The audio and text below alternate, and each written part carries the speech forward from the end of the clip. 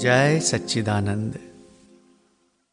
દાદા ભગવાન પ્રરૂપિત પુસ્તક વર્તમાન તીર્થંકર શ્રી સિમંદર સ્વામીનું વાંચન. હાજર અરિહંત ભગવાન. ભજના સાચી સમજ સાથે. મોક્ષે જવું નથી? મોક્ષે જવાનો વિચાર થાય છે?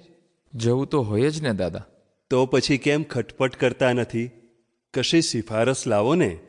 ભગવાનનું નામ લઈએ એ સિફારસ. કયા ભગવાનનું નામ લો છો? આખો દાડો નવકાર મંત્રોનો જાપ કરીએ છીએ. એ બરોબર છે. નવકાર મંત્ર તો શાંતિ આપે.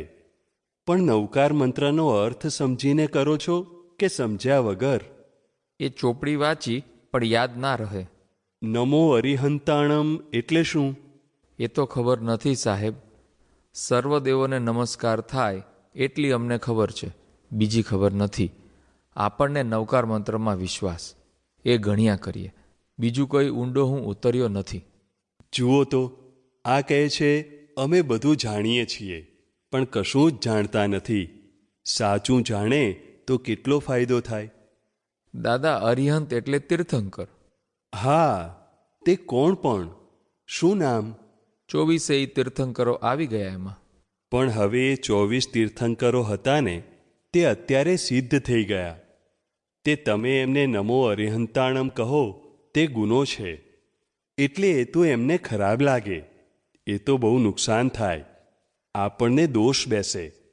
ખરેખર તો એમને ખરાબ ના લાગે, પણ એનો પડઘો આપણને પડે, આપણને દોષ બેસે. કારણ કે એ પોતે સિદ્ધ થઈ ગયા તોય એમને આપણે અરિહંત કહ્યા.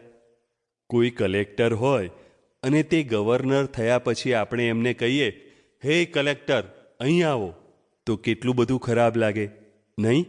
લાગે જ દાદા. એવી રીતે આમને અરિહંત માનીએ તે બહુ જ નુકસાન થાય છે. એટલે જેનું જે પદ છે તેનું તે પદ શોભે. અરિહંત કોને કહેવાય? જે સિદ્ધ થયેલા ના હોય અને અહીં આગળ દેહધારી કેવળ જ્ઞાની હોય તેને અરિહંત કહેવાય. ક્રોધ, માન, માયા, લોભરૂપી દુશ્મનોનો જેણે નાશ કર્યો છે એવા કેવળ જ્ઞાની, એને અરિહંત કહેવાય. તો અરિહંતને નમસ્કાર કરતા નથી? કયા અરિહંતને નમસ્કાર કરો છો? શી ભૂલ થઈ જાણો છો? 24 તીર્થંકરો જે થઈ ગયા એને અરિહંત કહેવામાં આવે છે. પણ જો વિચારવામાં આવે તો એ લોકો તો સિદ્ધ થઈ ગયા છે. તે નમો સિદ્ધાણમ બોલીએ તેમાં એ આવી જ જાય છે, તો અરિહંતનો ભાગ જ રહે છે બાકી. એટલે આખો નમસ્કાર મંત્ર એ પૂર્ણ થતો નથી અને અપૂર્ણ રહેવાથી એનું ફળ મળતું નથી. માટે અત્યારે વર્તમાન તીર્થંકર હોવા જોઈએ. એક આચાર્ય મહારાજ હતા. એમને મેં પૂછ્યું, નવકાર મંત્ર બોલો છો? ત્યારે કહે, એ તો રોજ બોલીએ જ છીએ. મેં કહ્યું, શું ફળ મળે છે? ત્યારે કહે, એ તો જેવું જોઈએ એવું ફળ મળતું નથી. મેં કહ્યું, ભૂલ શું છે મહી એ જાણો છો? મહી ભૂલ હશે ખરી નવકાર મંત્રમાં? તમને કેમ લાગે છે?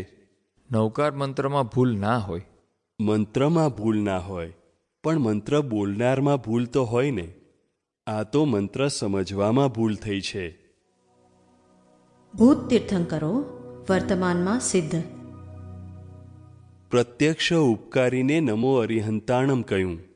તે તો આ પરક ક્ષેત્રમાં છે નહીં ને લોકો ગાયા કરે છે. કોને ગાયા કરે છે? આ ટપાલ કોને પહોંચશે તે? આ એક જણની ભૂલ છે?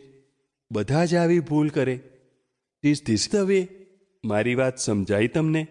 હા દાદા, સમજાઈ. મહાવીર હતા ત્યાં સુધી તીર્થંકરોને અરિહંત કહેવાનો અધિકાર હતો. એ 24 ચાલુ હતી ત્યાં સુધી એના પર્યાયો પણ ચાલુ હતા. હવે ભગવાન મહાવીરે 24 બંધ કરી અને બધા જ એન્ડ પોઈન્ટ બંધ કરીને પછી ચાલ્યા ગયા. હવે બીજા હમણે થોડા વખત પછી થવાના હોય તો બોલાય નમો અરિહંતાણમ, તો 24 ચાલુ કહેવાય. અત્યારે 24 જ બંધ છે એટલે પ્રગટ થવાના નથી.